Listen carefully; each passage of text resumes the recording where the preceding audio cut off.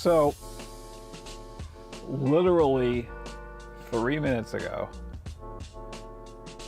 stop for the moment. There's like some drilling or something going on on a unit near here. It could be anywhere, but it sounds like it's coming from above. It's very loud. This better not continue. Hi! Welcome once again to the Puppet Pit. Now I'm nervous. It's very loud. It sounds like somebody's using like a hammer drill in the wall or something. It's very, very loud, distracting. But anyway, we're going to carry on regardless. I may have to shout over the drilling sounds, but nevertheless, I could do that. Hi, how y'all doing? I'm focused. I'm more or less in focus. Not that I can do anything about it now because it's a manual camera. So anyway, hi, good morning. It's indeed, as the title suggests, the Pride 2025 build, as we talked about last week. And I hope to be finishing it on stream today. That is the goal. So I'm being relatively relaxed at the moment. It's been a heck of a few weeks, just in terms of like general busyness. Not even necessarily puppet busyness, just like around the house kind of busyness. So I'm tired. Nevertheless, it's okay. We're still getting through it. So I hope you all are good. Hello, Demon Dreamer. Hello, Shop to Bud. Nice to see you.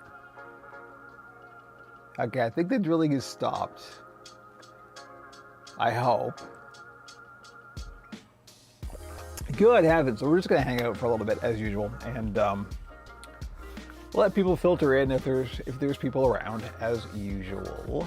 Now, camera also feels off center.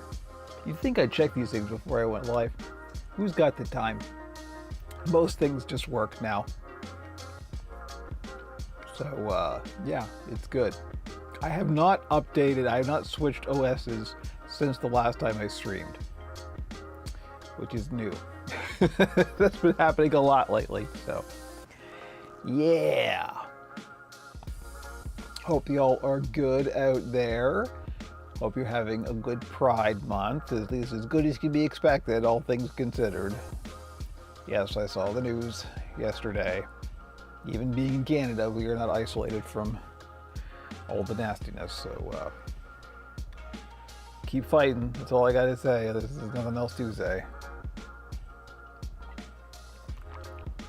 You know, your exhaustion and weariness and desperation is exactly what the bad guys want. So don't give that to them. That's about the most inspiring words I have for that. I'm tired too. Everybody's tired. So my day is going pretty good so far. I'm fully prepared for everything I had planned to do on the stream, which is unusual. If, you know, as a frequenter of these streams, you probably know that sometimes I just had no plan at all. I have a plan today, so hopefully we can actually get it done. I printed all of the things I need to print. The printer is not currently running because I'm done, so we're good to go. I even have like everything I should need for what we're doing here on the table. I won't even have to get up and get it. Well, I mean, I'm sure I will. That's just the way things go. But, you know, enjoying some coffee as always. And we will be getting on with it. A little preview here. These are the eyes. I've got 2 sets of eyes printed up for this. And then I know it's hard to see it with this camera, but these are the nice ones with the black rims around it. And I love doing these because they're 3D printed, so I can actually print in multiple colors. So these are just printed as a single unit. There's no fiddliness going on, and they look great. I like them a lot. If I do it like this, where I only print like the lower layers as black and then the upper layers all as white, it's not that much filament changing. It's only like one filament change that happens, so that's actually not that bad in terms of filament wastage or all that kind of thing, or time even. When you print the multiple colors, it's really, really time consuming. There's children outside screaming.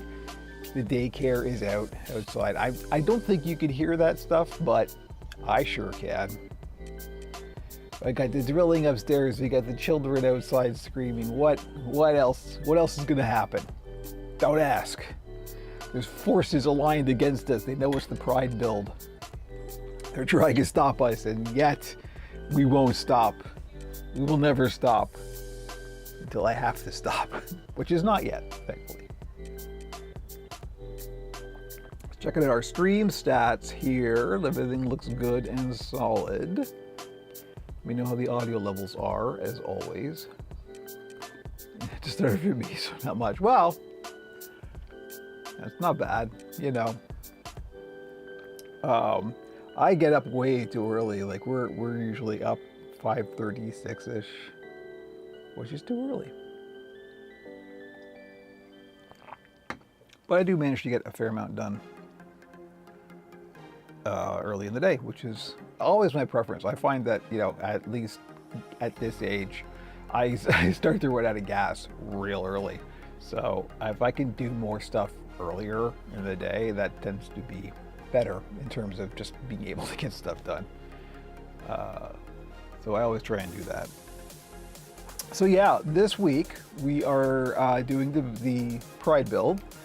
Which I always, if I'm not doing something like a big furry monster or something, I generally try and do puppets at least batches of 2. So that's what this is back here. This is the second. I'm doing 2 human characters. That's the second one. That I hope will be done by tomorrow, so I get the listings up. But I mean, you might as well keep going and just roll along here. Where are we at? Oh, we're just starting. Nevertheless, let's get a little preview for those who are here. Let's go to, I guess, the wide cam.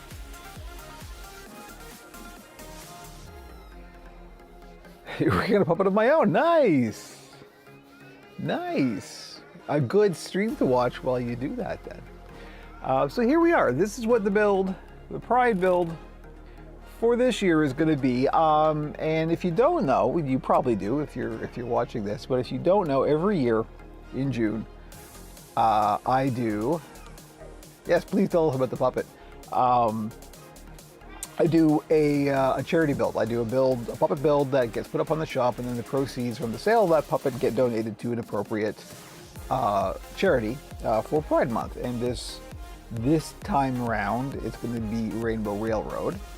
There was a video that went up on the channels a little while ago when I talked about that. I should have had the link handy. I should have put the link on the screen. There we go. See, I'm not totally prepared. RainbowRailroad.org is the URL. I'll put the link on the VOD description when it goes up. But anyway, that's going to be the recipient of the proceeds from the sale of this puppet. Indy, hey! Hope your internet holds out. Aiming for Monsters Live in. Nice. Speaking of which, remember the Sasquatch we worked on last week? The client that may have been interested has in fact declined.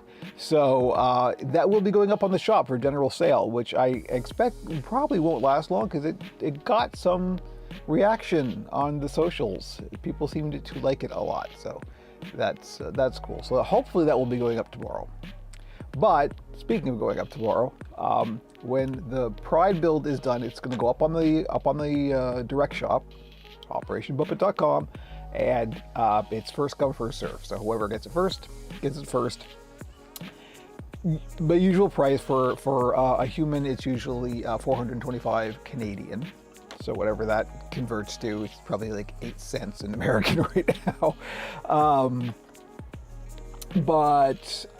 And then I donate those proceeds to the charity, minus the shipping, of course, because that's out of pocket. So, Paragroot, nice to see you.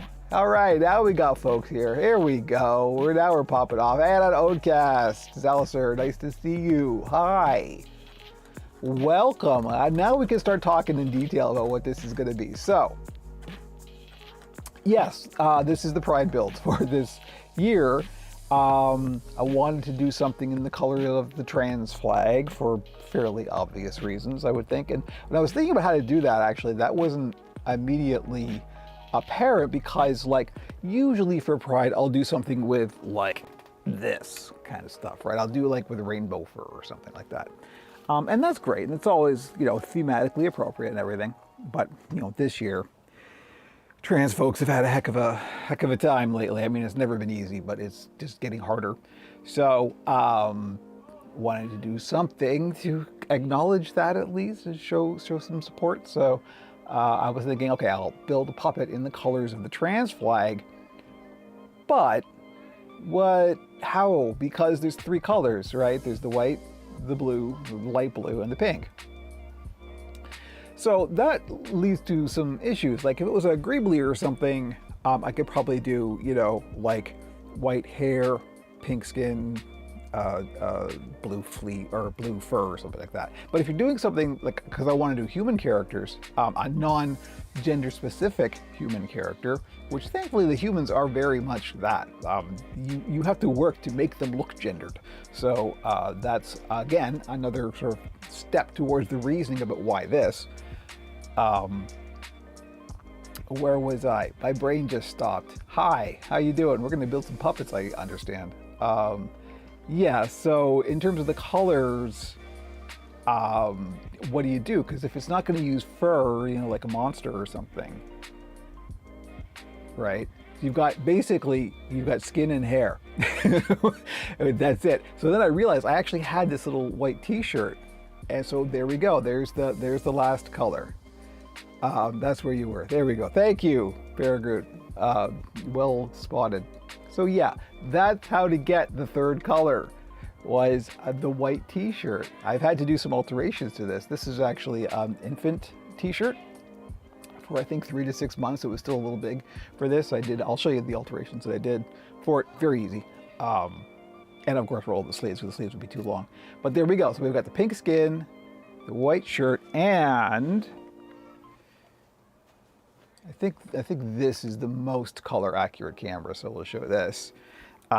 Here's the blue I'm going to use for the hair, and I think this is almost an exact match for what the canonical trans flag should be. So this I'm really happy with, and it's very, very silky and very nice, and so this is going to look great. I think I'm very pleased with this. So there we go. That's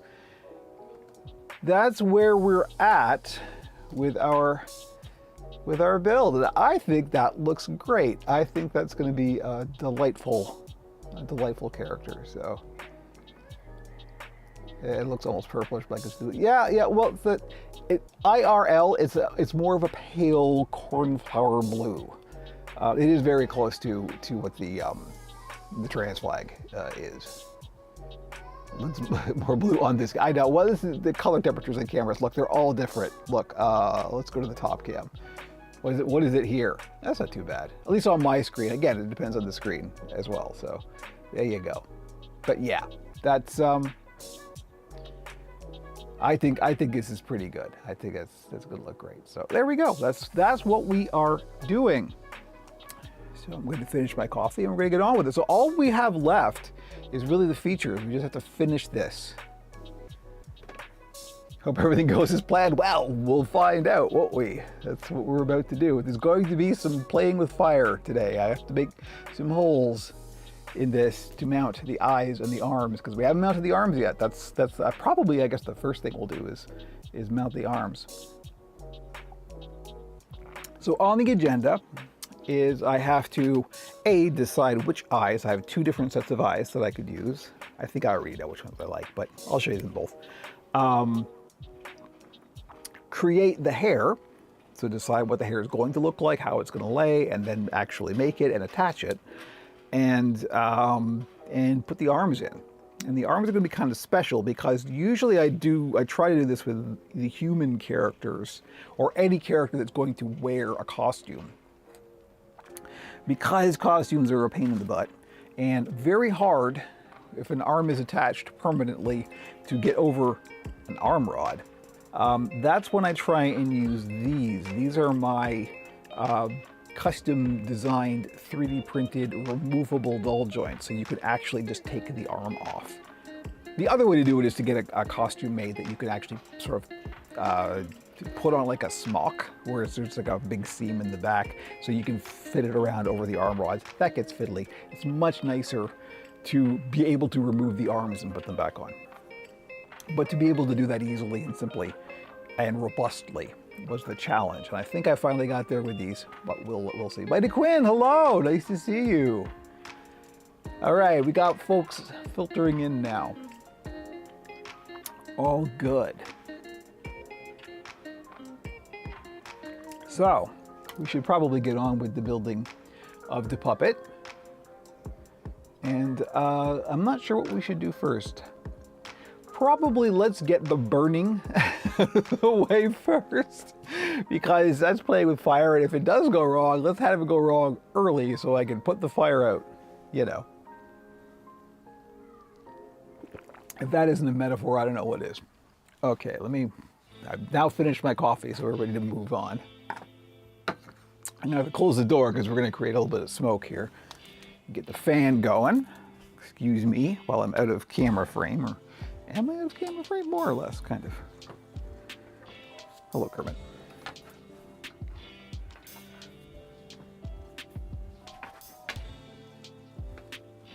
Okay, hermetically sealing the chamber. You should see me poke close on the greebly I got from you. It's actually clothing a real toddler. Nice. Yeah, no, you know what? That's the thing. If you can, let me just hit the fan here. I know I'm out of frame. Like infant clothing in general is very, very handy for puppets that do have firmly attached arm rods, because they are, like, it's like struggling. You gotta really, you know, fight with the thing to do it. So the fact that they open in interesting ways helps. This t-shirt actually doesn't. Maybe that's the first thing we'll do, is I'll actually show you what I did. This camera may be the best one for that, actually. Oh, no, you know what? We'll go to the top cam. Let me just pull this down and we'll go to the top cam. There we go. Ooh, this is all wonky. Yeah, so this is a 3 to 6 month old t-shirt, but it's not done like the standard onesie style with the folded shoulder bits. I'm not sure if there's a correct name for that, but that's what I call them. This is just made like an actual t-shirt. But what I had to do was in the back here, you see this back seam? I mean, it's fairly thin, so you can see right through it. I just basically had to I folded this over and made like a big, not really a dart because it's not tapered, but it's just like, I just brought it all together and measured it against the neck width and the base width, and then just stitched a single line down the whole thing. So I didn't cut anything, nothing's been removed, and so if necessary, you can pop all these stitches and just take it out and have the whole shirt there again. I wanted to be non-destructive with how I did this, but now they're hammering. Now, of course, they're hammering. But what that means in this case is that the arms actually get pulled further back, because of course I gathered it in the back here, so we'd have the seam in the back. And that's interesting. We should actually talk about that from a design perspective, because the placement of the arms matters. Let's go to this cam so I can sort of demonstrate. So how far forward or back the arms are, and also how what the height is relative to the shoulders, really kind of matters, and will fairly drastically alter the character based on what their positions are. Now, for a natural free puppet making percussion, yes, exactly. For a more natural puppet character, you generally want the arms fairly high up. You want them pretty much even with the shoulder area. And a little bit forward, right? You don't want them all the way back. You want them a little bit forward, because that way it gives the performer a little bit more room. The arms can come together, for example. It depends on the length of the arms, obviously, but that's the sort of standard practice, is to put them pretty high up and a little bit forward on the body. But there are design options here that I really found just by trial and accident. Trial and error. Trial and accident? Anyway, not enough coffee, clearly. That I encountered, and I realized that different arm lengths and different arm positions can give different impressions or different characterizations. Height is generally something you don't want to mess with. You generally want it at shoulder height. If you put them too low down, it starts to look very unnatural and alien. However, if you are making an alien character and you want it to feel alien, that might be something you might consider, is actually putting the arms a little lower down on the body. Not too far, because then it just looks like they're centipede missing their first two limbs. But that's one way you can go with that. You can think about it like that. But if you do put the arms further back so that there's more body area in the front and that the arms may not necessarily come together, yeah, it limits a bit of the performance options. However, it also feels younger and it feels cuter, basically. Think of a teddy bear, right? Teddy bears generally will have like short arms that are further back on the body. So I can actually show you this with Murray here. Murray, I did this on purpose with Murray. Murray's got fairly short arms and they are further back than I would normally have put them. And you probably haven't even noticed this yet with Murray, but this is one of the things that gives Murray the impression of being younger, right? The arms are fairly short. Hello, everybody. It's been a while since he did the voice. Just forgive him, because it's not great. But yeah, you see, Murray's arms are quite short, but that works for the puppet, and they're fairly far back on the body. So that gives this kind of like impression of youngness, right? Of still growing. And that's cool. That's a nice feature, particularly for a character like Murray, who is supposed to be young. So there we go. A little demonstration for you about the design options that you have when it comes to this stuff. So that being the case, let me just see if I can put Murray back without knocking stuff over. Good luck with that. That's basically where we're going with this build. We're going to embrace the arms being a little bit further back on the body because the arms themselves aren't terribly long. I think this will actually look pretty good. This will end up giving quite a bit of personality to the build. Now I'll get to your question, Mighty Quinn. I'm going to be making a Kermit prop display of sort, like those Kermit photos that were made back in 2009. Pretty excited. Excellent. That's very exciting. I have mentioned on multiple occasions the single most difficult, don't be intimidated by this by the way, but the single most difficult build that I ever did was my Kermits. Technically more than one, but yeah, just because, and we've talked about this before, but you know, doing a character that is a known character already and has an established design language is far more challenging than making something up on the fly, right? Because you're aiming for something specific. But good luck. I would love to see your results. Ever thought of doing arm placement? Thank you for the wisdom. Oh my, that, like I said, this was not something that you learned about somewhere else. This is just me experimenting. So there we go. So we should probably get on with it. In terms of actually making the holes, we're going to do our usual burning method, which is a little dangerous. So, you know, I'll be giving all the usual safety warnings. The other thing is, and I don't think we're going to be doing this on stream just because it's a pain in the butt and I really don't want to get the mask out. I don't want to bust open the Danger Honey.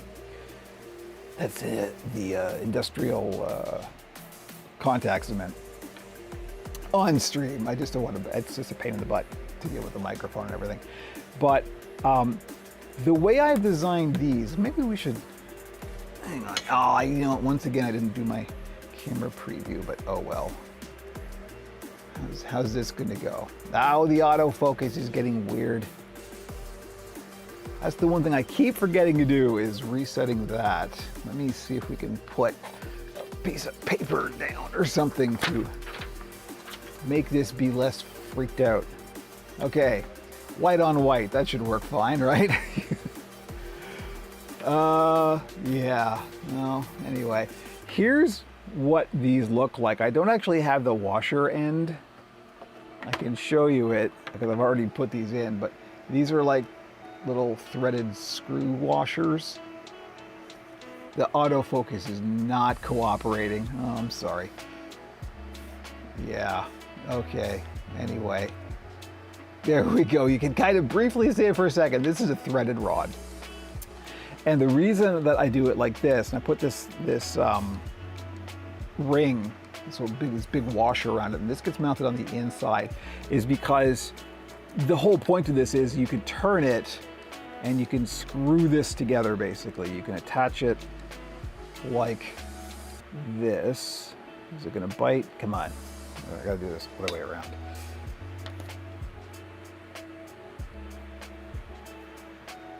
So there we go. This is how they attach on the inside. And as you can see, this is like got these teeth on it just so you can grab it easily when it's inside the puppet. And then that gets attached like that. The problem is, of course, these edges here can be sharp as you're turning this inside the puppet, and so it can chew up the foam on the inside. To prevent that, what I do is I mount this plastic ring first, then put it in like that, and then as you're turning it, you're turning it against the plastic ring and not the foam on the inside, if that's clear. So that's why the ring, but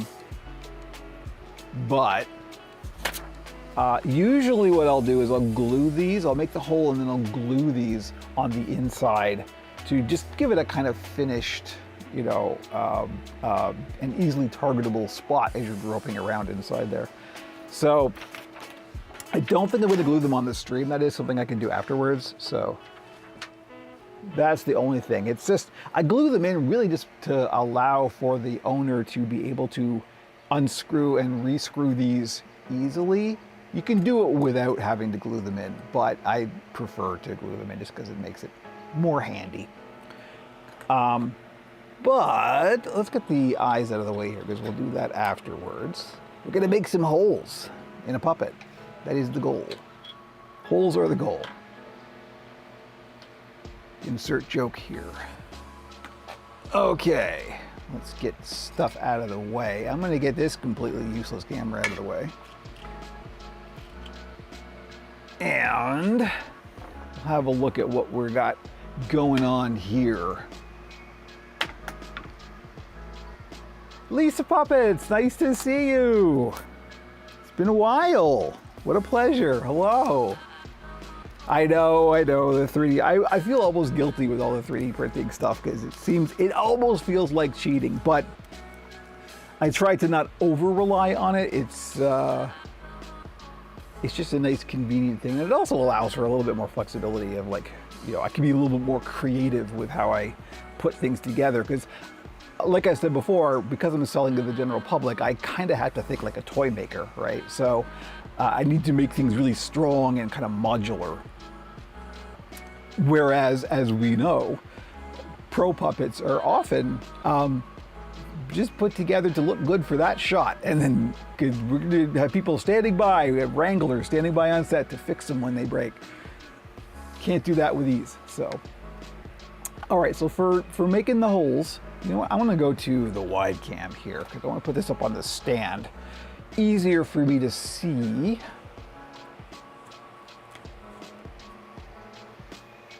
There we go. Okay, I'm gonna stand up for this. You can admire my, I must have shown the shirt on stream before. Huh? What do you think? Right? You know? Anyway. So here we go. We've got our cute little character here, and we're gonna put a couple of holes where the eyes will be, and which eyes we end up going with, it won't really matter. The placement should be about the same. And it's where we're gonna put the holes for the arms that are gonna be the kind of tricky bit, but we'll figure that out as we get there. So in terms of, now you know what, we should probably decide on the eyes now, just because we're gonna make the holes for them. So let me show you the two options here. I mean, I'm going to end up using them both anyway because I have another human character that I'm making after this, so.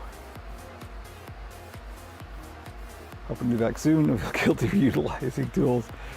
I wish I could grasp the skill.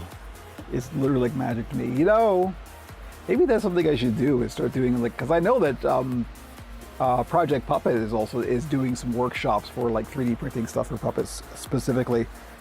I should probably get in on that or something. Yeah. I'm bad at being a capitalist and proud of being bad at it. First thing I'm going to do is take a chip clip here and close the mouth because I want the mouth to sort of sit in the neutral position. Do it, you know, it's not a bad idea. I'm glad you had it. All right, so I do this so the head will sort of sit in a neutral position. And get our little dimples going here. I gotta make sure that's prominent. Everybody loves the dimples. So, here are the two options. And there's some stream delay, so I'll wait for your responses before I decide. I think I've already decided, to be honest. And hey, it's my build. I get to pick. But I'll show you them nevertheless. Like I said, these are both going to be used on one or other of these puppets. So here's the first ones, and these are our, you could think of them as the Ernie and Bert style, right? So here's their Ernie style, or sorry, the Bert style, which are, you know, flat discs with the black rim. And they're pretty good. A little bit lower maybe. I know it's kind of hard to see because I gotta hold them here, but you know, how's that? Is that a little better? A little closer together, just a little bit. Again, eye placement is the kind of thing you can spend hours futzing around with this stuff.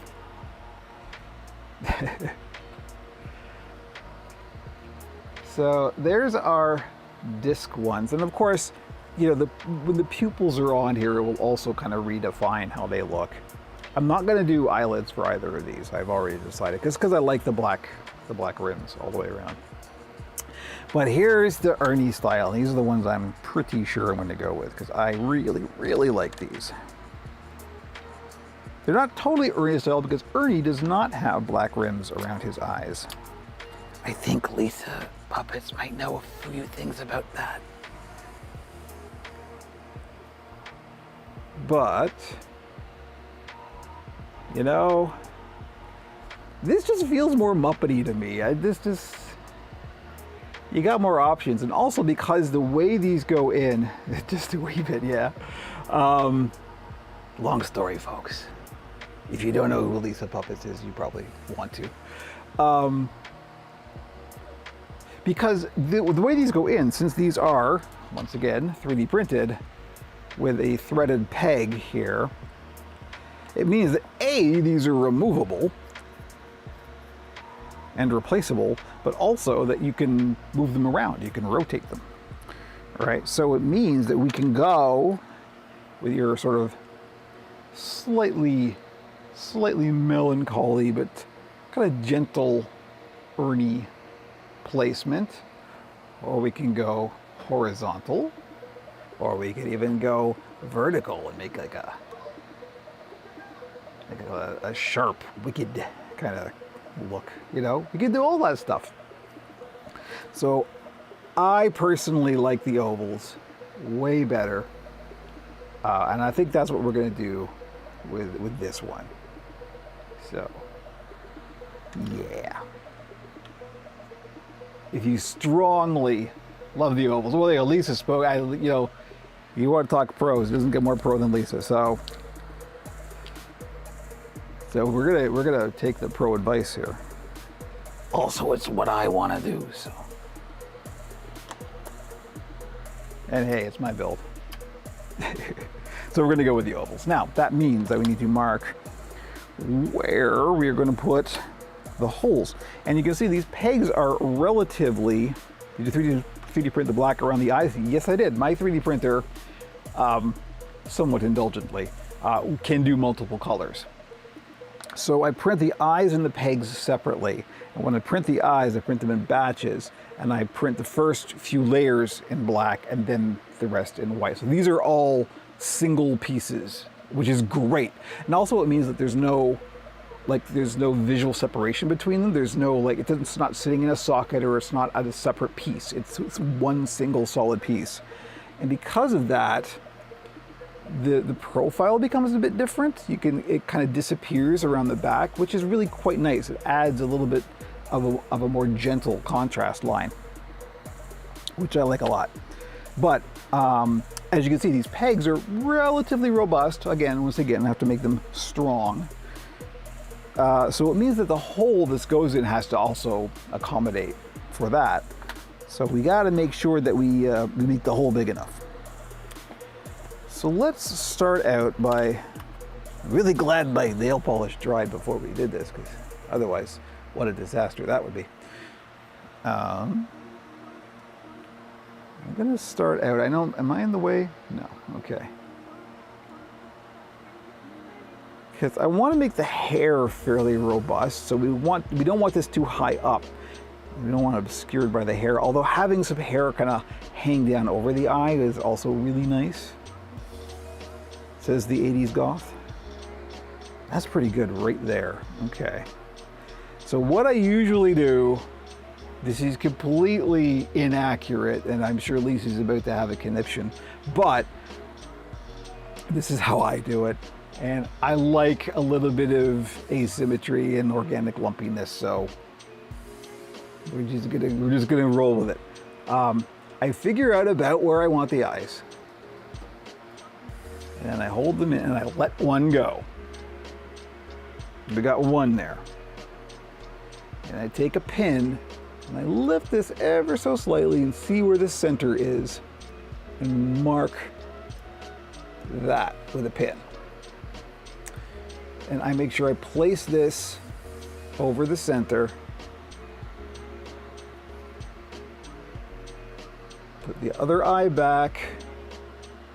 Figure out where that should be. It seems about right to me. Oops. I know you could also start placing pins around this to kind of outline it and hold it in place. That's the other way to do this.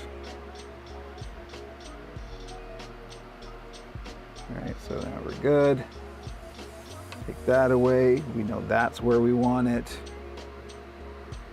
Lift it ever so slightly, see where the center is. It's right there. Mark it with a pin. Now we just test for fitment. It seems about right to me. So there we go. We have our holes marked. Now, sometimes when I get to this point, and it's also good to look in a camera or even a mirror or something that will sort of not be your eyes, so you can see it through a different lens and make sure that looks pretty even to me. This one might be a little bit high. Maybe we'll put it down a little bit, just like a couple of millimeters.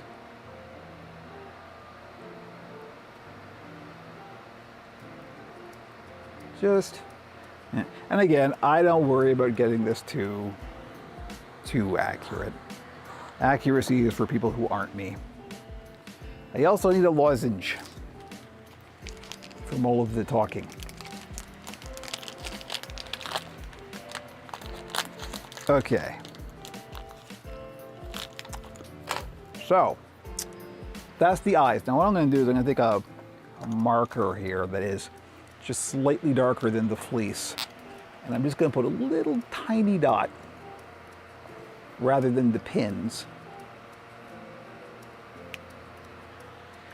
Because I'm clumsy, and I will often poke myself with the pins. So we'll just mark where these should go.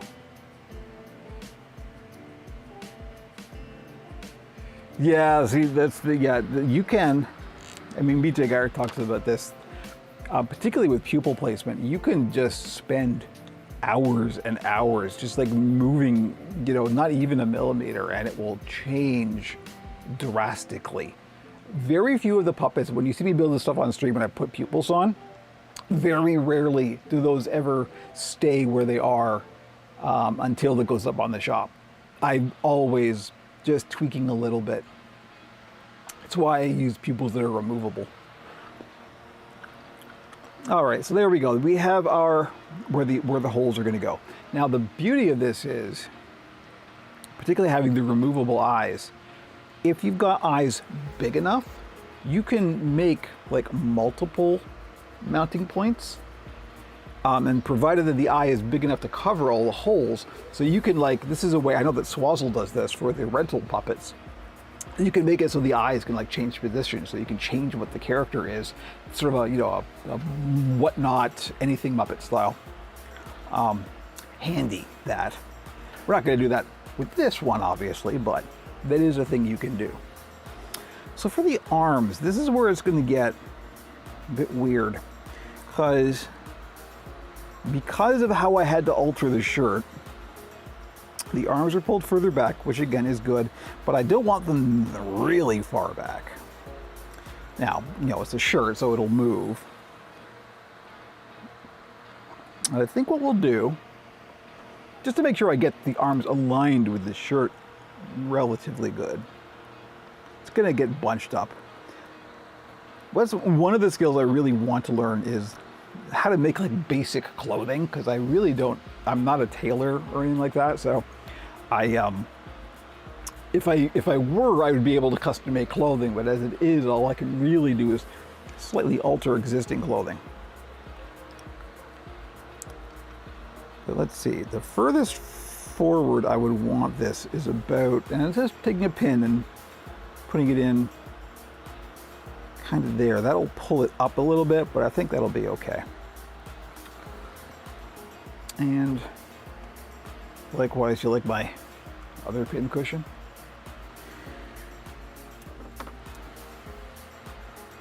Likewise, we also want to make sure that shirt is even. Looks pretty even. Even enough. Like my wife is fond of saying, it's an old Newfoundlander saying, a man on horseback couldn't tell the difference.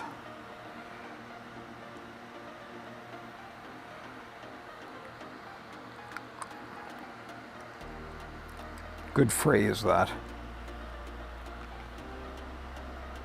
Okay, so there we go. There's where I'm going to do the holes for the arms. Now, of course, the problem is we want to take off the t-shirt for this, but we've got the pin through the t-shirt.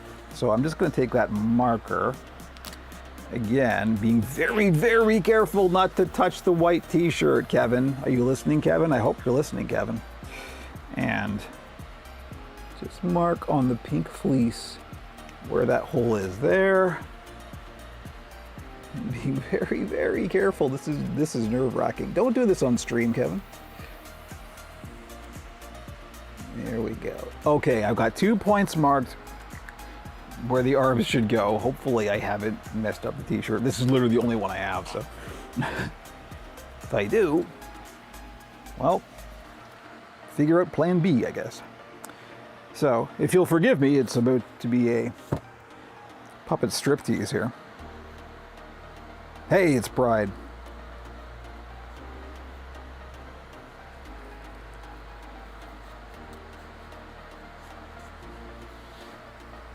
Okay. So we'll just take the shirt off, and there we go. There's our naked puppet. So, yeah, that's quite visible. Right there, and right there. So these as well need to be fairly robust to allow that peg through. So I'm just gonna make it a bit bigger here, just to sort of guide myself. And there we go. We have our points marked where we're going to create the holes. Now, puppet burlesque, yep. So, back to the wide cam. I hate how useful this camera is. It's literally my worst camera, and yet it's the only one that can go there, and it's the one I keep going to the most because you can just see the most stuff. Okay. One day I'll fix that. Let's go get the cat tree back here. And hey, it's a useful puppet stand. What can I say? And the first thing is we're going to make sure that this is as nice and even and flat as it can be before we make the holes, because that will kind of lock in how this is going to go. But I've shown this before, I'll show it again, and I will give all of the same safety warnings because this is genuinely dangerous. Got a pair of ice grips. I have a piece of welding rod. Goes into the vice grips. The fan is going, it's venting outwards. It's taking whatever's going on in here and pushing it outside. And our trusty old culinary butane torch.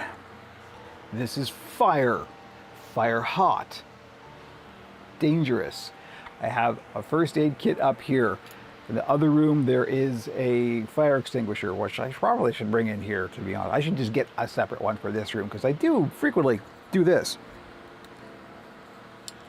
When you turn this on, make sure you're aiming away from anything that is fabric.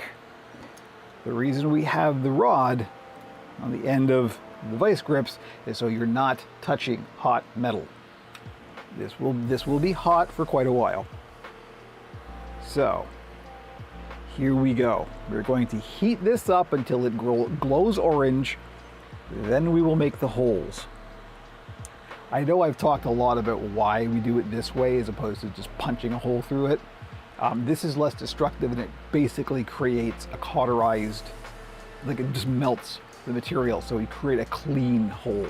It's not going to tear. It's not going to rip open all that much further. All right, here we go.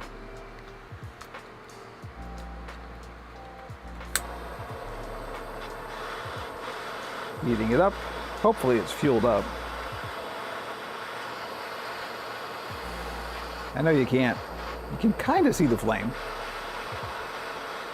It's more important for me to be safe than for me to get this on camera, so.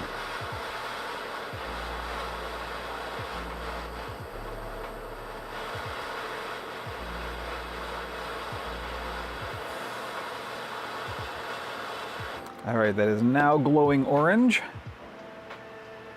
Making a hole, making it slightly bigger.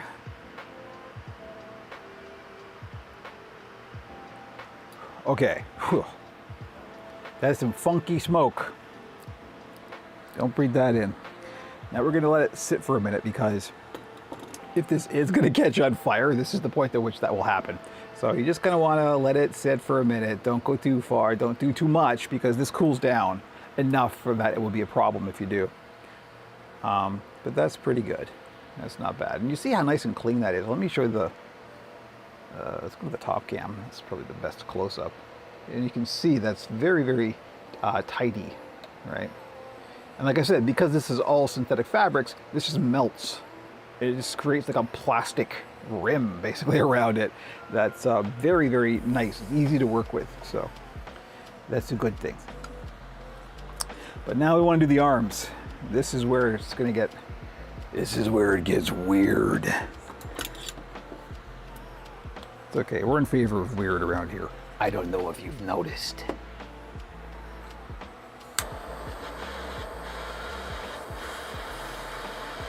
I'll probably do a heat up for, can I get this more on camera? Not safely. So sorry folks, but here, you want to see the flame? Here. How's this?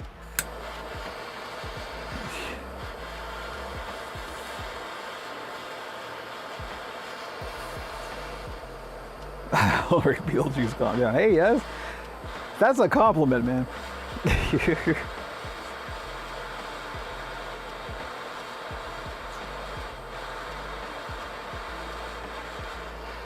All right, nice and glowy.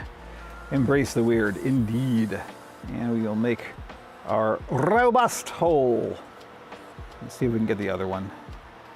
I know you can. Oh, this isn't on camera at all. My apologies. Here, look, I'll mime it. The holes are already done, but this is what I was doing. This. All right, this might be a little small, actually. I'm gonna widen this one a little bit.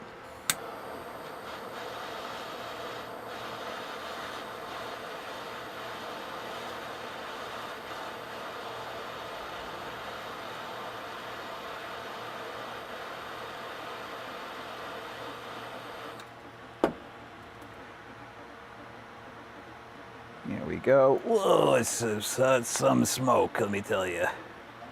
All right, now that we got that done, very first thing I'm gonna do, shut this off, lock it, so this cannot come on by accident. So I'm gonna get the cup of water ready. Oh, don't worry, I'm prepared. This is still gonna be fairly hot for a while, so what I always do is I lay this down, not too near, but just in front of the fan, let the air circulate around it. That will cool down enough to touch soon, but not yet. So making sure this is locked before I put it back. And there we go. That is, we have created our mounting points. This is gonna I just realized this is gonna completely ruin my new nail polish. Oh well. The sacrifices I make for puppets. Okay, so the first thing we're gonna do is flip this shirt back right side out. So you can kind of see a little bit better how I did. Actually, no, if we flip this inside out, you can see exactly what I did. All I did was, because this was way too big, is I just like sewed a line down the entire thing, right? I just sort of gathered it up at the right to make the hole, the neck hole, the right diameter, and then just sewed it down. Like I said, I didn't want this to be destructive in case I messed it up. I could just pop those seams and try again, but it got good the first time. I didn't have to cut it off. You could always trim that extra off, but I thought, you know what, it looks good enough. It's gonna be in the back anyway, so it's fine. It's fine. Everything is fine. All right, so let's put our clothing back on our puppet here.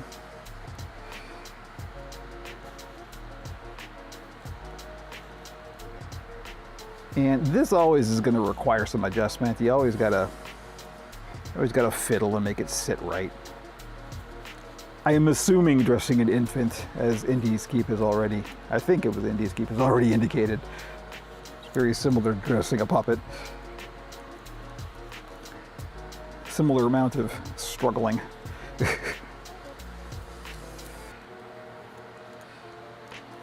right, and just to make it tidy, I'm going to make sure that that fold that I made in the back for the sizing is just kind of laying all in the same place, and nice and tidy. And there we go. Yeah, I thought it was due. Okay, so now I'm going to take the chip clip off of the mouth because I don't really need it anymore. However, where are we at here time-wise? Hey, we're exactly halfway. And I coincidentally am feeling the need for coffee. As a person who raised 2 children, it's very similar. Okay, good to know. Good to know. Oh, okay. I'm gonna grab some more coffee. I'm gonna take a little break. Look, I'm gonna be 57 in 2 months. I need breaks frequently.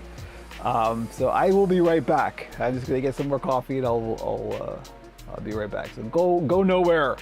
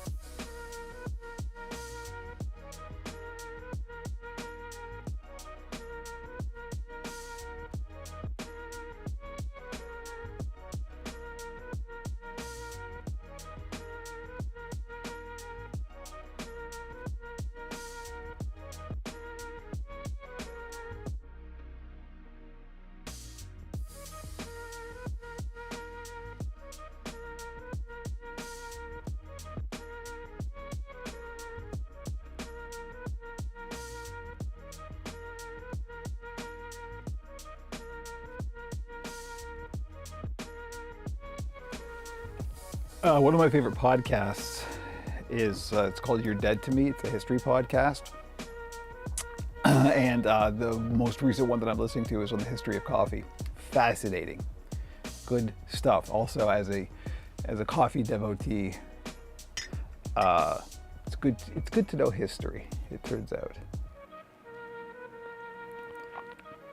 Let's get pedantic and make sure we'll call them coffee cherries from now on. Coffee seeds, actually. They're not beans. They're not actually beans. They're the seeds of a cherry.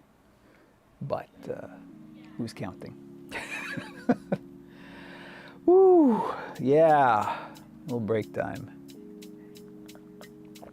I don't know. Because my social media presence is a bit weird these days. Weird. You know, it's Mastodon, grudgingly Blue Sky, and very grudgingly Instagram. Mastodon's the only one I voluntarily do. I don't know how many folks see this kind of stuff, but I did post a while ago about this, so it's not really a big revelation or anything, but this is a personal story. It is Pride, so this is a good moment to talk about this stuff. I have often made the joke that when the topic has come up for whatever reason, that I'm mostly cishet, right? It's in a kind of jokey manner, but just to kind of, you know, let whoever I'm talking to know that if it was relevant to the conversation, that's where I sat. But I kind of was thinking about it, and I'm like, the thing about that is, it means not 100%, right? So the thing about being me and having lived my life in the subcultures that I have is, it's never really been a topic of deep introspection. Just like, you know, gender diversity and you know, sexual orientation and all that kind of stuff has just kind of been assumed. Like, it was in my peer group, it's never really been an issue other than, well, yes, obviously. Like, obviously we believe in human rights, and everybody has the right to decide who they are and love who you love and all that stuff. All that, you know, lefty stuff is just kind of common sense. It just makes sense, and it's always been that way since I was like a teenager, right? So I never really thought about it that much, other than just saying, like, you know, yeah, I'm mostly cishet. But again, it's a language question, because as I started thinking about it, I'm like, well, hang on, the language changes over time. It always will. That's how language works. It changes and evolves over time. So that was a fine thing to be thinking, you know, 10, 15 years ago. But by current linguistic standards, literally language, nothing has changed in me. It's just how one talks about these things. If you're not 100% cisgendered and heterosexual, what does that mean? And I realized at one point, it's like, well, by current language definitions, I would be queer. because it's just the way I've always been. And I've never been anything other than that, or have claimed to be anything other than that. So it kind of felt like I was coming out, but I'm not, because I was never in, right? It's just, I haven't defined it in those strictly linguistic terms before, but this year, just because, so much has gone on, Pride this year is more important now than ever. So this was the year I kind of went, well, let's actually think about this seriously, like put this in terms that are modern and appropriate for today's ecosystem. And that's just the way it is. So again, not coming out because I was never in, but I'm not, completely cisgendered or heterosexual. Never have been. I have a long-term, stable marriage with a cisgendered a woman, and that's just the way it is. That's my romantic partner, but it's not like a requirement. I can't even get into it with too much detail, just because it's just not a thing we think about, right? It's not I just don't overly define it like that. That's a personal choice. Everyone is free to make their own choices, of course. But what I was thinking about, and the reason that I got on this subject in the first place, was being a lover of science. I started thinking about a concept in science called holotypes. And I don't know if you're familiar with the term holotype. In paleontology and anthropology and forensic biology and that kind of thing, there are what are called holotypes. And a holotype is basically a model. It's a kind of standard model against which other things are compared. It's not necessarily the best, it's not necessarily the ideal, it is just kind of the most typical. So for example, there's like a holotype T-Rex skeleton. And so when a new T-Rex or a potential T-Rex is found, this is the skeleton against which that's compared, that we then will make new definitions for. Is this a new species? Is this species? And the whole thing about holotypes, of course, is that occasionally they will have to be updated, because that's how science works. I thought you were going to call out for a second. No, not yet. But the thing is, I think what has happened socially, and just hasn't happened in my head, was the holotype for those words have changed in the past, 20 years or so. I'm an old man, right?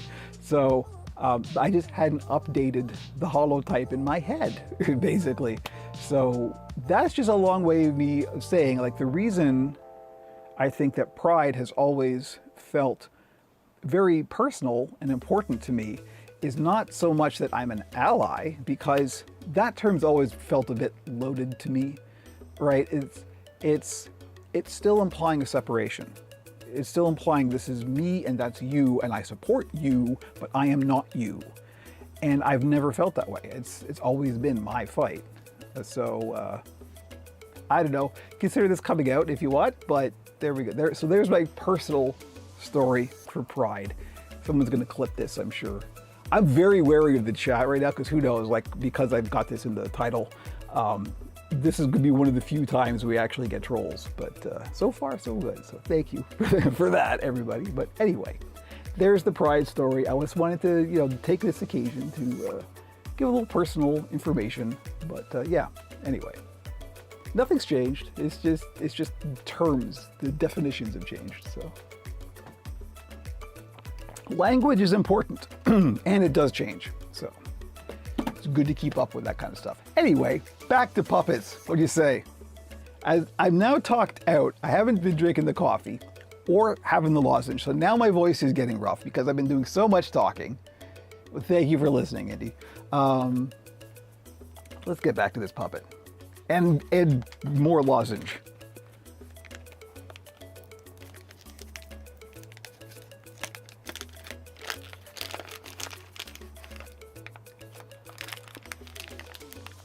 See, there you go. Lisa Puppets understands. And again, I mean, I love language. I've always loved language. And the interesting and fun revelation for me was to just be able to update my language, you know, and it's like, oh, okay, no, well, that makes sense now. Because we learn more, we understand more, we become more sophisticated over time, and therefore things change. This is why conservatism is wrong, because it implies not changing, despite all of the other stuff around it. Whoa, what's on that shirt? I'm sorry, we did get a distraction, but that's fine. This is what's on that shirt. Come on, the classic. Yeah. But yeah, it's good and refreshing to update both your ideas and your language.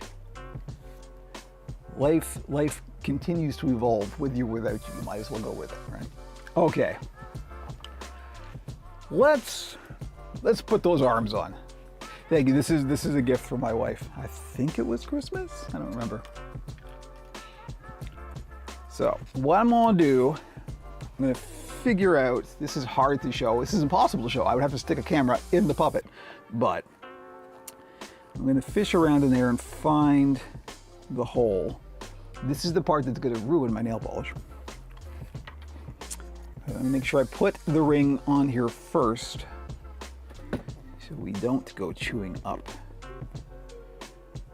the foam. And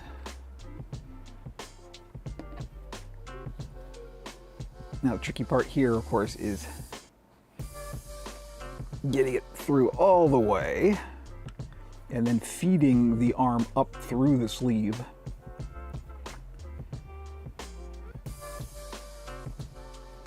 All the way through? I don't think we are. This is really tough to see.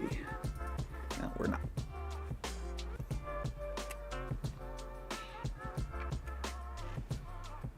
Yes, well said, Shut the Bud.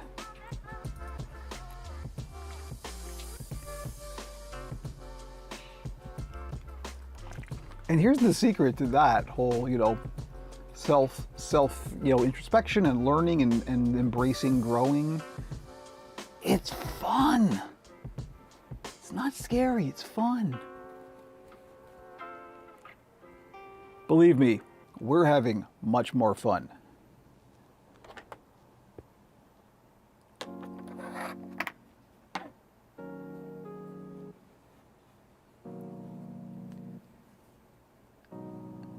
All right, so in order to make this easier on myself, I think what I'm gonna do, I'm gonna have to stand up for this, I apologize. But you can kind of see the shirt. I'm gonna feed this into the sleeve here.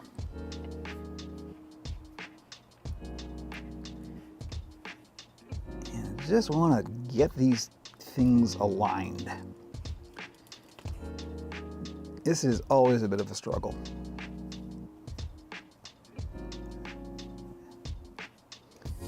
Okay, hey, I think I may have, nope, lost it.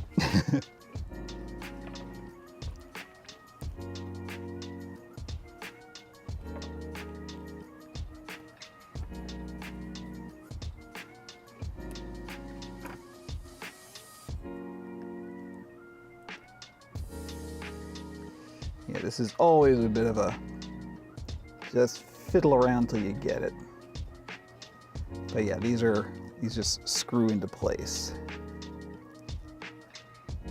Just gotta get it to bite. Just bite. Just bite it. Alright, if I do this, alright, I don't want to distend the shirt too much, but if I do this, then I can kind of see what's going on in there.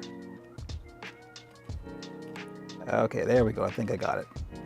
Nope. Gosh darn it. You know how hard it is not to swear on stream. There we go. Now I got it. So I'm turning it on the inside using the sprocket. And I don't want to over tighten it.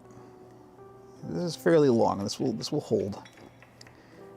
But there we go, one arm attached. So now I get to do that again. What fun.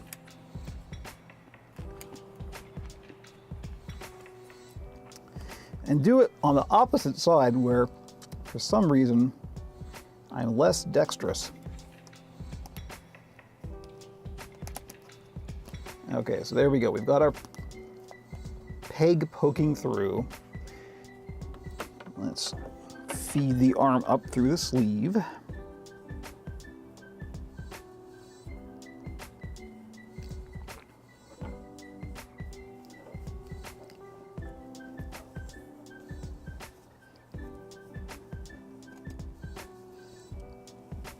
Okay. I'm gonna have to flip it around this way just because just a little bit more comfortable dexterity wise doing it with this hand.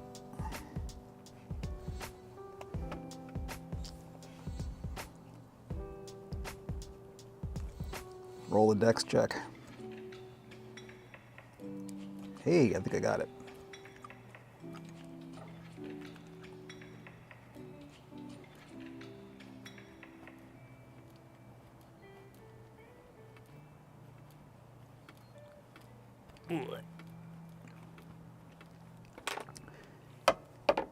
Okay, I think we're good.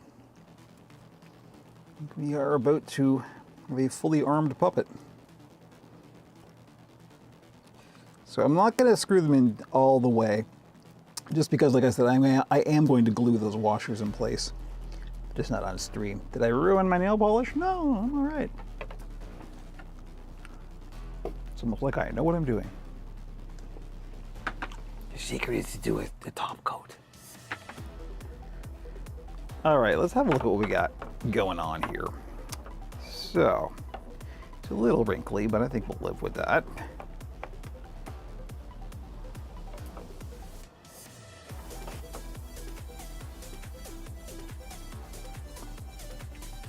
I must have bumped my mouse here. I hope I didn't shut anything off. No, we still appear to be streaming. Okay, good.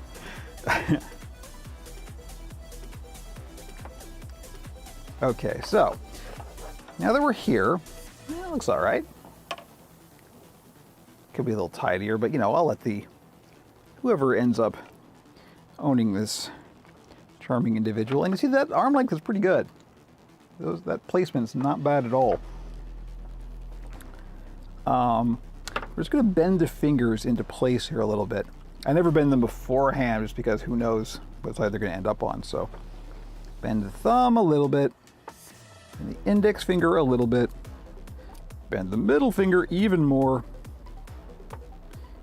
and the pinky even more. So we have a sort of slightly pointy hand. So you can gesture and make it look like you're pointing, but it still feels natural. That is how we do it. This is uncharacteristically 3 fingers and a thumb for me. You know, I usually do my Vulcan salute hands. But all right, there we go. So now the eyes. And that's more of the same kind of struggle. That's it's actually kind of worse because these pegs aren't very long. I should have printed these a little bit longer, but I didn't. So we're gonna have to really kind of get in there and just kind of force it to work. You know what? I'm gonna go to, because it's easier for me to do it like this, I'm just gonna switch to this camera.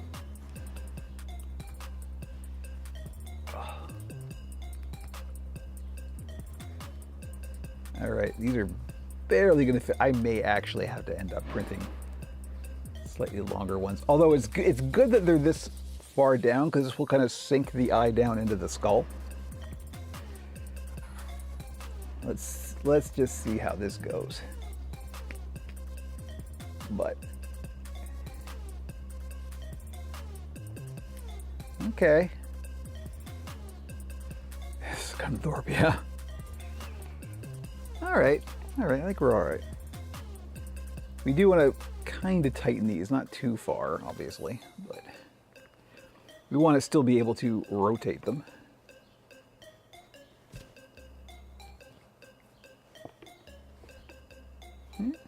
That's all right. And the nice thing about this is because this is what's on the inside, right? This is just flat. There's nothing poking into the performer's skin or anything. These are just nicely flush.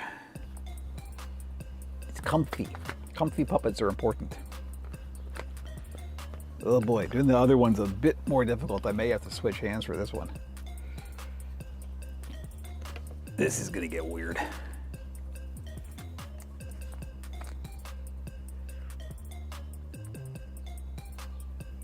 Pineco, nice to see you. Hello.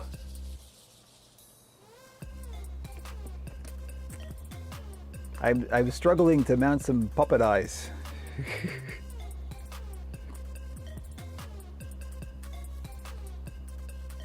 Do puppeteers need a glove for the puppets? It depends on the puppeteer and the puppet. I know for a fact that Jim, i.e. Henson, had curiously large hands and very long, slender. It's one of the reasons why he could do Kermit the way he did. And so Kermit was actually a bit larger than you would probably suspect. In fact, my Kermit back there, that's a full size. That is a Jim-sized Kermit. And I have relatively small hands. So when I perform that Kermit, I do have to wear a glove to flesh out the head enough. Usually no, usually it's fine. Even if it's a big head, because we have grips on the inside where it'll just sort of hold the fingers to the mouth plate. But for a puppet like Kermit, which Kermit has no grips, it shouldn't have any grips because of how the mouth is nice and flexible and manipulatable. But very frequently on a large puppet like that has no grips inside, yeah, a puppeteer would have to wear gloves. Okay, here we go. I think we got it. We got some eyes, some eye action going here. So this is kind of a fun abstract character, just like this, with no pupils, nothing. I can see this being a thing, but we're gonna go further because we have to. Because this is not yet complete in the colors of the trans flag. Next we have, of course, let's go to, I guess, this camera. No, actually, you know what? We'll go back to the sadly useful camera. I will put the chip clip back in here just so we can sort of see how things are looking.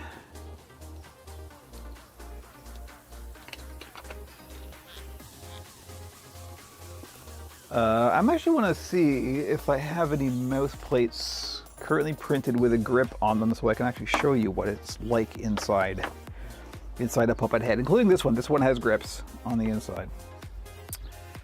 Oh wait, I think I do. Yes, I do.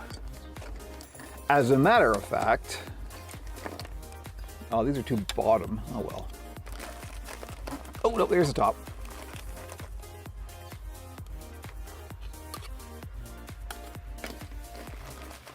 Sorry, I like giving practical demonstrations. Indulge me. How did I end up with 3 bottoms and a top? Okay. Insert your own joke here.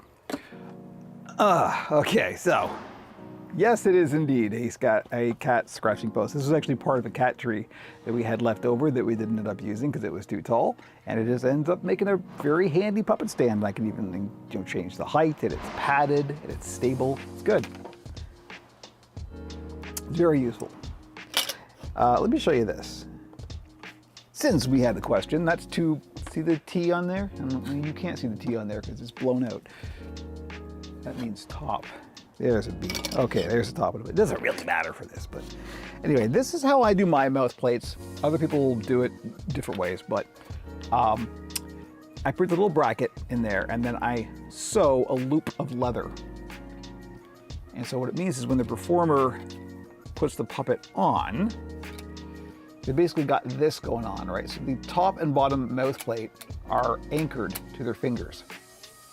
So it doesn't matter how big the head is around it, they're still gonna have, like, you know, their performance won't be affected by having to move around inside the puppet because they've already got their fingers locked in place where they need to be. So you don't want to make these too tight because sometimes the performer wants to, if there's a mech or something inside the puppet, the performer might want to move it around or change which finger goes in the grip or whatever. And also you can have multiple grips, you can have a grip for each finger. This is just the simplest. This is the way I usually do it for a very simple puppet, just because this is really all you need. But it's very handy. It lends to performing the puppet much better than just having it loose. Okay. Hair. That's the next and almost last step. Where are we at here? 11:22. Not bad. Okay, so for the hair, we are, of course, going to use our lovely cornflower blue fur here. And I'm kind of thinking I want to do like a side swoopy faux hockey kind of a thing. But usually what I do for hair is I don't really have a plan. I usually cut a circle out and I see how it looks on the puppet, and I change the orientation of which way it's facing and just do a vibe check. So that's what we're gonna do. We're gonna do a vibe check. So I always start with a circle, and the circle I start with is usually something like, what have I got here? Here we go. This is a top off my container of makeup applicators. It's just a handy circle. I don't have the circle template quite this big, so. Now, where's my Sharpie? I try to only keep one Sharpie in circulation because I keep having several of them and then running out of several at the same time. And I try to like ration my Sharpies because I go through a lot, as you can imagine. There we go. Okay. So, the important thing here, you should do a mohawk. I think a mohawk-ish, like kind of almost like I don't know. I'll show you once it gets on here. Just the shape of the head will also determine like how big it is and how it lies. But we're gonna start with this circle. Now, of course, the thing I always do is I hate seeing the rough netting edge, so I always fold it over. So we always want to make a seam allowance. I'll just use hot glue for that, but I just eyeball a bit of a seam allowance. And we're gonna cut this out. Get my trusty scissors here. Cutting just the netting, not the fur, because we want the length. The length is important on this. And because it's a circle, FYI, it doesn't matter what direction the fur is going in. That will matter when we do the fold for the edge. But at the moment, because it's a circle, it doesn't really matter what direction the fur is going, because it's a circle. So we're just going to cut out our circle.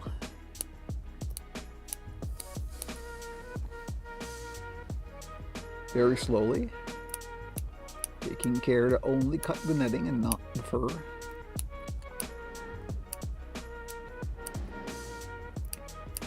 And yes, a razor blade probably would be better if this had been washed. This hasn't been washed, so. Hey, yes, Lisa Puppets, Mr. Twitch streams. Well, good news on that front, I believe. We'll see.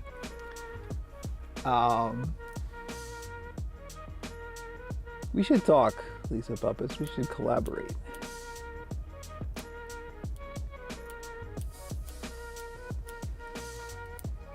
What I was about to say was, if you're going to cut out fur, it's very handy to use a razor blade, but only if you washed it, because there's a thing called sizing. There's a backing on here that's quite tough to get through, and I find it a struggle to get through with a razor blade.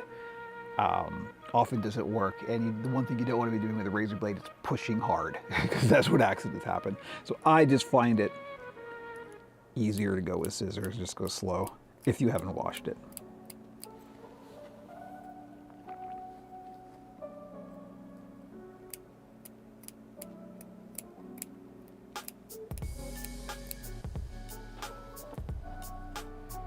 It'd be so great to see you two together. You know, we have the technology.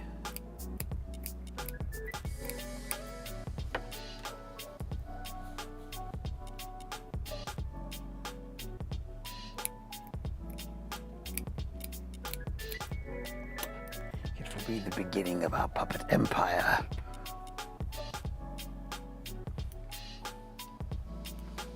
Here we go. You witnessed the birth of it right here, folks.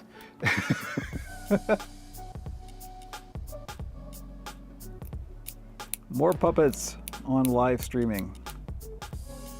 That's what I say.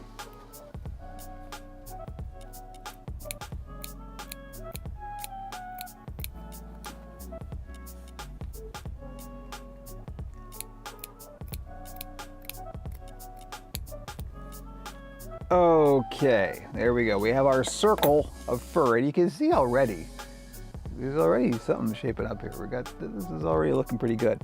So, then what I usually do, and therefore will do in this case, oh no, we're being invaded. Hi. Okay, it's time. I opened the door specifically, oops, because I knew that this might happen.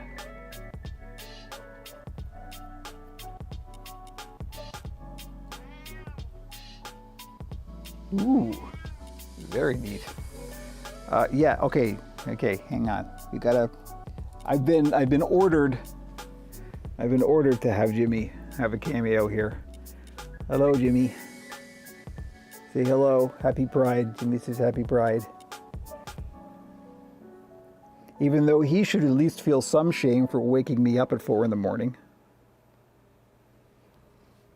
You know? Oh. You're gonna be a big suck on stream for the people, you know? He is drooling, if you can see that. He will drool when he's very happy. He's very happy right now. He's with his daddy. Okay. Yes, James. Camera's just a little too high to catch the Jimmy lap cam here. You're covered in drool, my dude. Good heavens. He's purring like a motor here. Okay, buddy. We gotta work. You know the drill. Sit on your bench. There's a cat bench in here he likes to sit in. And I hopefully will guide him over to that specifically so he'll stay out of the way.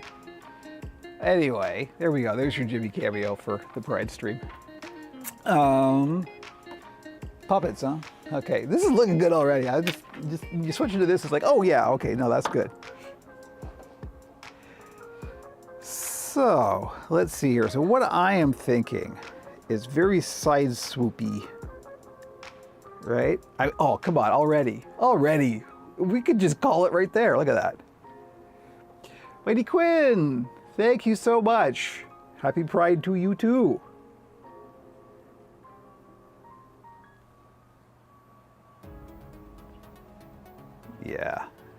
Yeah, I think we're, I mean, what else is there to say, right?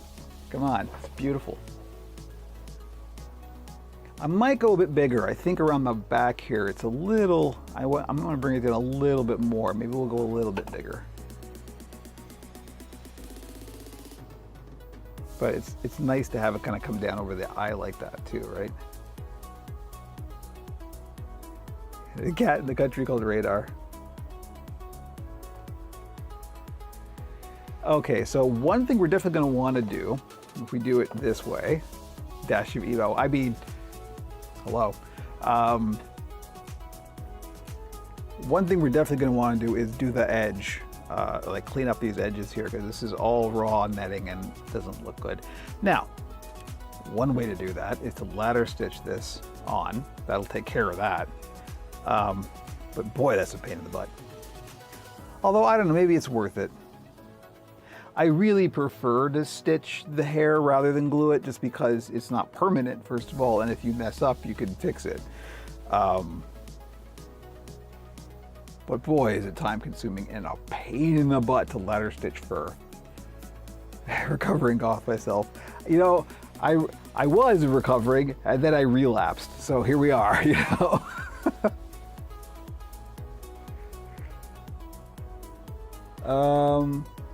Yeah, you know, I think I am going to stitch. I'm not going to do all that on stream because that's literally just me. It's going to be like an hour of me sitting here just stitching around.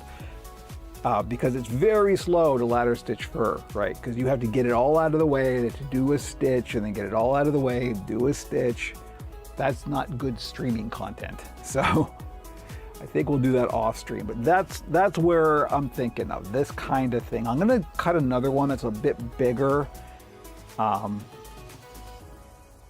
You know, I kind of like it almost feels like they got like an undercut, right? Like a shaved area.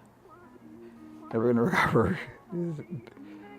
Have to look different than it would like at work. You know, this is the advantage of working for yourself, but you know, I literally put on eyeliner to go to work. This is pretty good. I don't know, man. This is Henrik Eriksson, nice to see you. Or possibly Heinrich.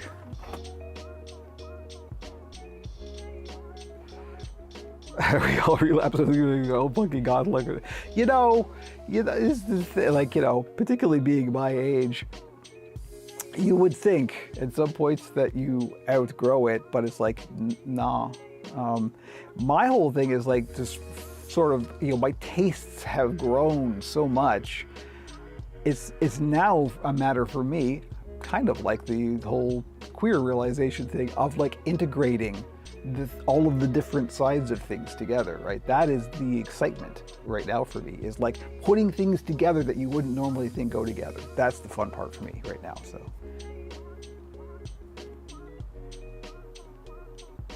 Yeah, you know what? I'm tempted to just go with this. I think having the undercut look is good. Yeah, it's a pixie cut. Yeah, exactly. You know what? I think we got it. The other thing I think I'm going to do ears, obviously, because it's supposed to be a human character, so kind of want ears. In which case, where are we at? 11:30. Yeah, we got enough time to bang out a couple of simple ears. So I am going to ladder stitch this just because it's the right way to do it. But as you can see with the raw netting edge, once I ladder stitch all this, that's going to disappear. That's just going to go away. So I'm going to move this out of the way because we're going to do some ears. And I'll just put this aside. And let's go. I showed this, I actually did a tutorial video on pretty much this exact thing fairly recently. Definitely biased. I was gonna say, oh, hang on. I think at least last time I saw you on stream, I think you had a similar cut. Hey, it's a good look. I wish I could. That boat sailed. Ears. Wow, I'm losing focus quickly. Ears, huh? Okay, we're gonna need some cardstock, and we're going to need Jimmy to stay out from under my chair wheels. Thank you, sir. Yes.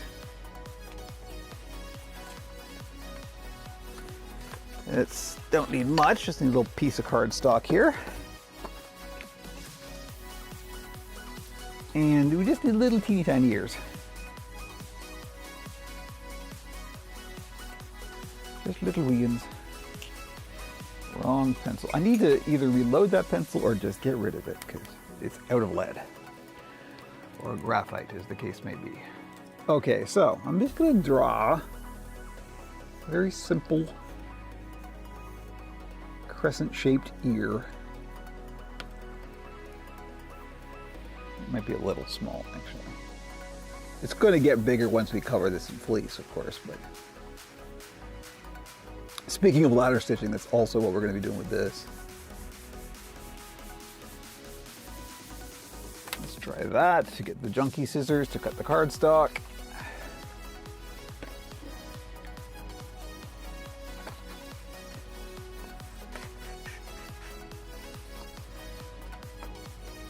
When an animal gets under your chair, like Corgi did the same thing. Oh, I live in fear.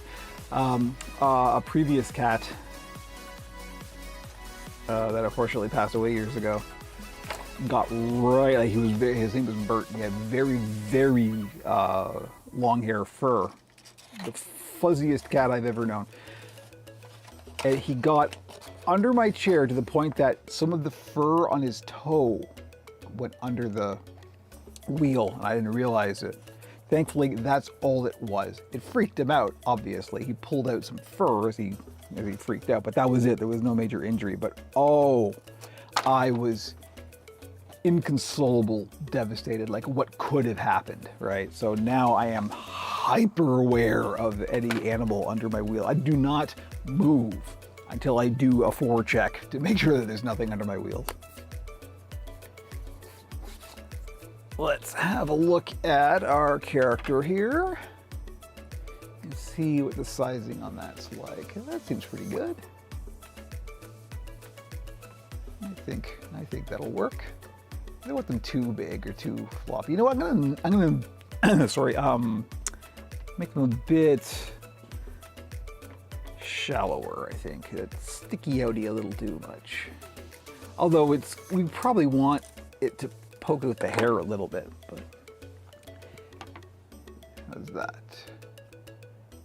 That seems pretty good. I want them relatively subtle.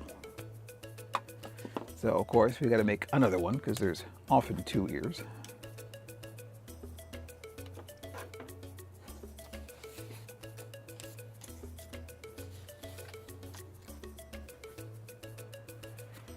I'll tell you one thing, with the real fun, I mean, both of our cats have a real instinct for when you're doing something dangerous. Let's just get right under your feet. I've been trying to remember to do arm curls, to try to build a little bit of upper body strength with 10-pound weights. And I try and do it as often as I can remember. And inevitably, as I'm doing the arm curls with 10-pound weights, there's a cat circling around my feet every single time, and it's like if I drop one of these on a cat, that could be devastating. So it's like, nah. For babies come in like ninjas. Yep. That is. Oh, and Jimmy is the worst. Like Jimmy is either coming in like a ninja or like a I don't know, what's the opposite of a ninja? A very loud ninja. But the very loud is usually at 4 a.m. when he wants to get in the window in the bedroom, and then he starts yelling his full head off. Or he just wants to come up for a cuddle. Like, dude, you can just come up. You don't have to announce it. Right? Am I right? Yeah, you're quiet now. All right, let's make some ears. More pink fleece.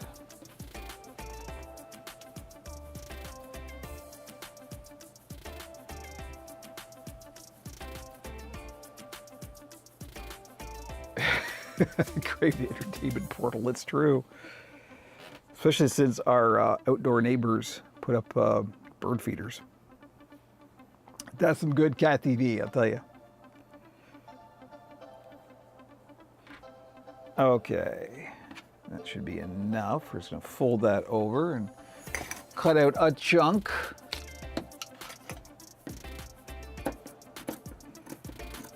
Didn't have to be fancy, it just has to exist. Story of my life.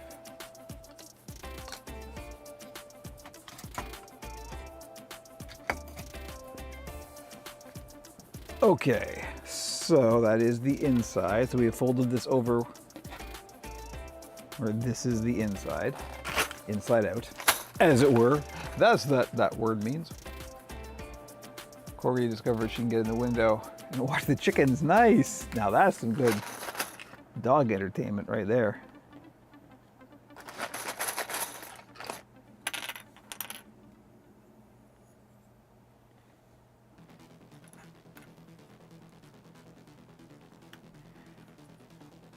Okay, I'm just gonna clip this together just to make sure it all holds together as we're gonna put this on the machine. Just trim this up. Wow, these are really the junk scissors. These are not going through this at all. Wow.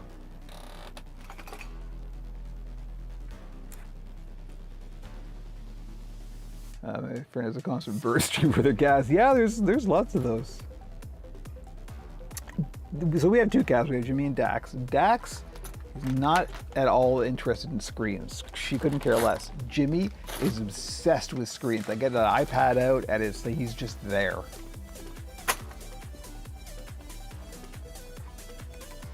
Okay, so let's see, which way is the stretch going? That way, that is correct. So let's put our ears on here and trace them out. These are very, very simple. Obviously, you can get way more fancy pants with your ears, but I just want a simple, very basic shape. So I'm tracing slightly larger than the cardboard.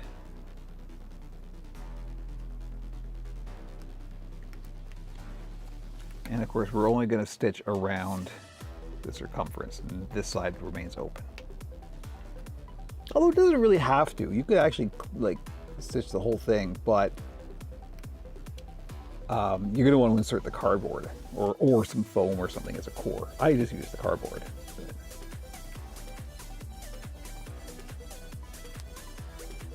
These are not puppets designed to get wet.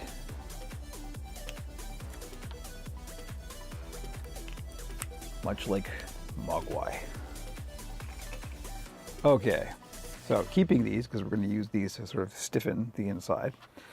Time to get the machine.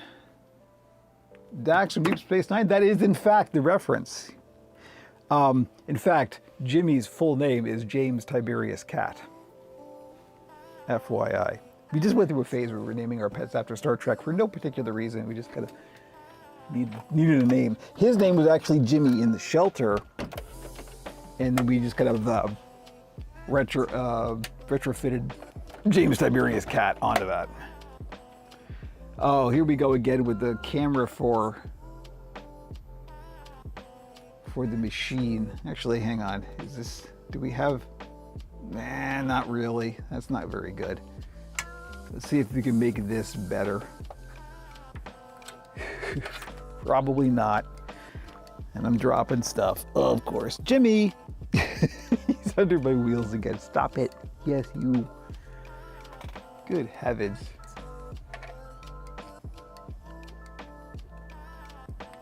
There we go. There's a good view of the shirt right there. How about that? How's that? Is this better? I got one day I will have the time to fix the whole camera situation in here. But not this day. Gonna take the white that I was using to fix the t-shirt and replace that with the pink.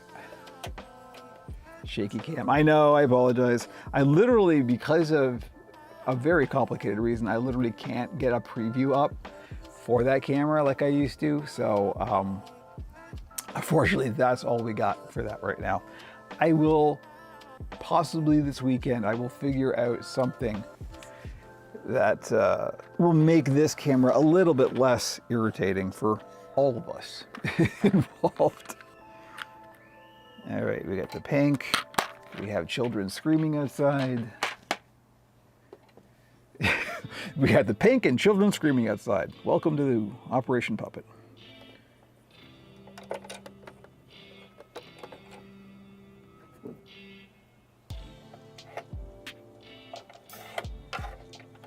Okay, threading the machine.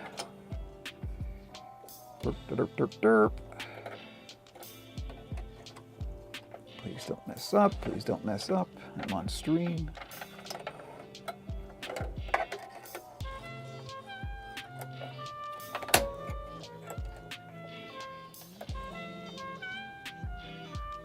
Let's call it Action Gap. You know what? I can do that. I should actually put labels on the. I think isn't there a label on the Puppet Cam? Nope. There used to be. There isn't anymore. All right. Even I don't remember how I set all this stuff up.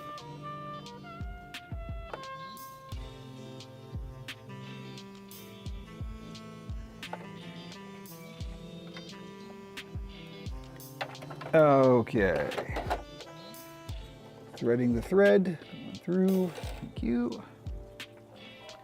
But this ridiculous cover, I wish this thing were attached. The one complaint I have with this machine is like, why did they do it like that? Let's make the little door easy to lose.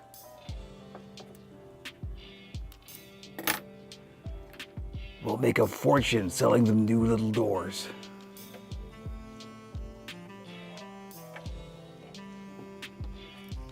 All right. I'm relearning OBS. So I feel it in my bones.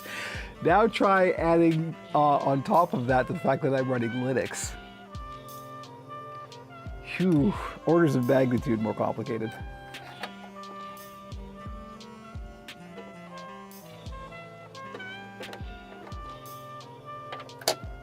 Why, this is Bazite. Thank you for asking. You're watching a stream being run by Linux right now. Now you know. All right, here we go.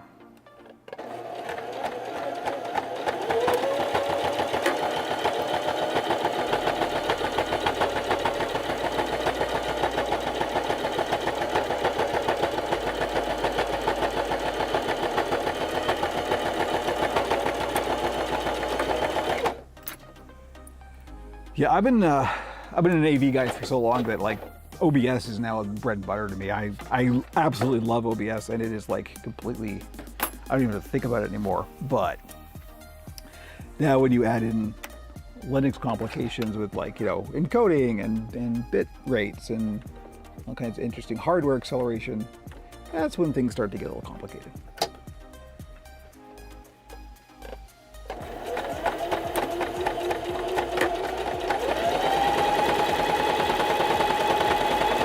Nevertheless, as you can see, it handles it like a champ. So.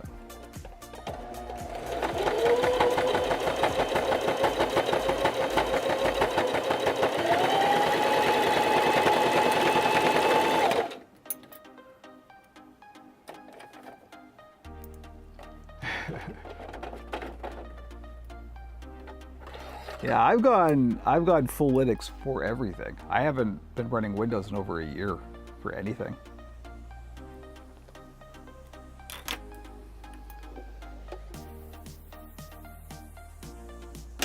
Yeah, I can imagine, Lisa. Yeah, it's now the good news is a lot of things have actually like been streamlined a little bit. I'm remembering back when you were streaming on a regular basis, and a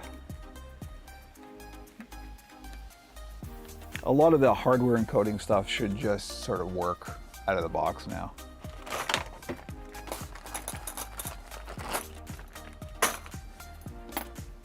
Okay, here we go. We're gonna cut out our ears. And I think, based on the time, this is probably where we're gonna call it. We'll get these pinned on so I can start a lot of ladder stitching. That's what I'm doing after the stream. I'm gonna break for lunch, and then we're going to get to ladder stitching the ears and the hair on. And that's when Kevin puts on a few dozen podcasts and just zones out.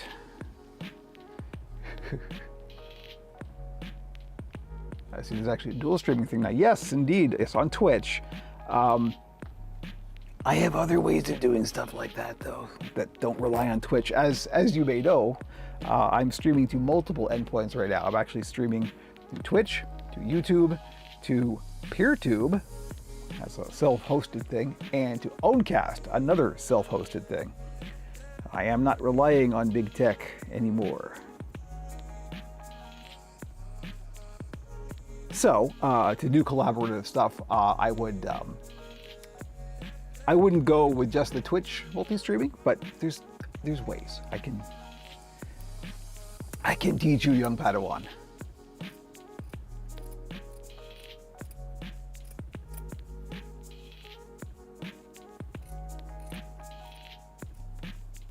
All right, here we go.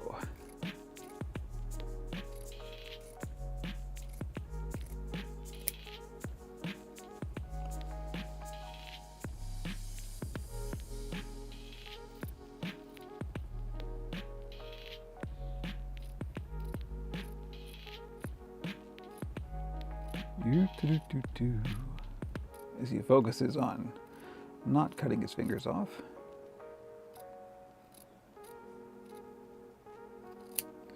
Okay, so now that we have our ears cut out, we're just gonna flip these right side out.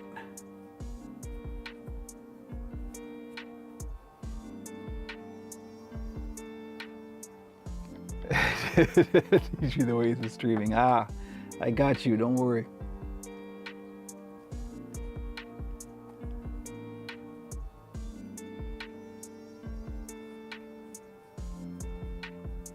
That's why we've got this chat display here. You'll notice it's coming in from multiple different sources, right? All right, so now we're just gonna feed these little cardboard inserts in here. This will just give it a little bit of strength and structure on the inside. And there's our ears. Very simple. Simplest is always the best. So I think the last thing we'll do is we'll pin these ears on, get the placement right. Let's go to the wide cam. And then we will call it a stream. Oh, I literally just came within an inch of rolling over Jimmy's tail. Jimmy, yes, you, trouble. Come on. Good heavens. What a trial. Hey. Yeah, stop trying to eat stuff off the floor. Come up here. You may actually be able to get on camera if you come up here. Come on. Yes, you with the fur. Come on. Hey. He always steals my chair when I stand up, except for this one time when I want him to. Of course, he's a cat. What do you expect? Anyway, if we ignore him, he'll do it. You and me both, you know what I mean? Okay. This is pretty good. The hands are a good size. They're good, like, relative to the size of the head. Okay, here we go. So, ear placement, it can vary, right? You can go higher up, you can go lower down. I usually like to kind of aim to have the base of the ear kind of hitting where the curve and the dimple is. That seems to be a pleasing place to do it. So we're just going to pin that on. I will definitely be adjusting this before I commit and start stitching, but just for the sake of the stream, we'll get these pinned on. Here we go. Nice little ear. And also, like, the angle that this goes at, you can have them tip forward, tip back, but you always want to make sure that they're relatively even. So I'm going to do that by looking at it head on here. Because again, it's not going on a completely symmetrical thing, so you kind of have to eyeball it and just sort of figure out what works for this particular moment.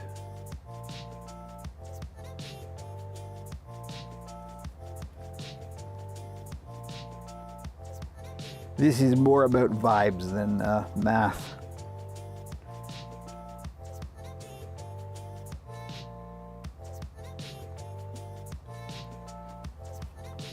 Let's see. I think that's going to require a little adjustment. We'll just get it on there for now.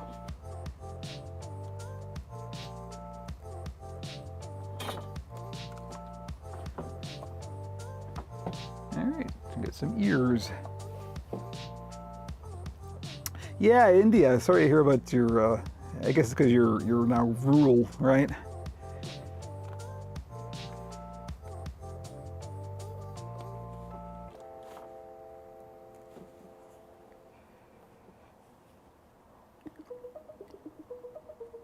Okay.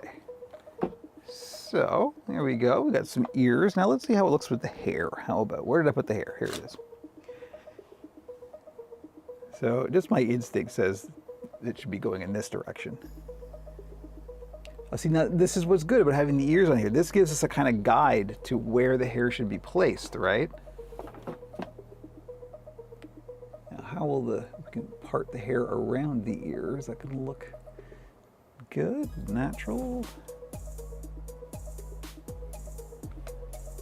Yeah. Yeah, I think we got a winner right there.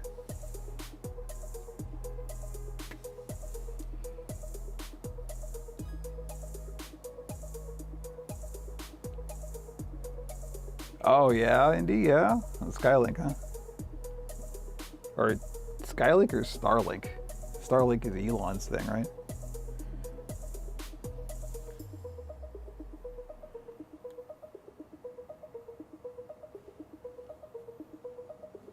All right, there we go. I think that's what we're going to be going with.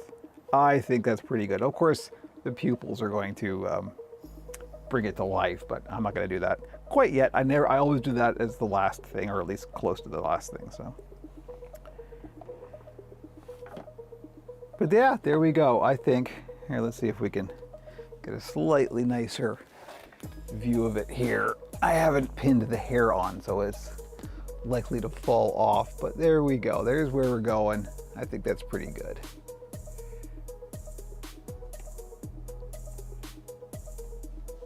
Here we are. So there's our Pride build for 2025. Almost finished. It'll be finished by the end of today. So there we go. Wow, what a great stream. Thank you so much for showing up, y'all. Nice to see some old friends too. That's great. So yeah, next week, same time, same place. Oh, next week's gonna be interesting. I got some more commissions coming up. So we're gonna be doing some aliens next week, which is a fun one. I like doing them. They're simple and they look neat. But yeah, anyway. Oh! I just got poked. Did you see that? Did you see that? Come here, you. Come on, gotta say goodbye. Happy Pride to the people. Here we go.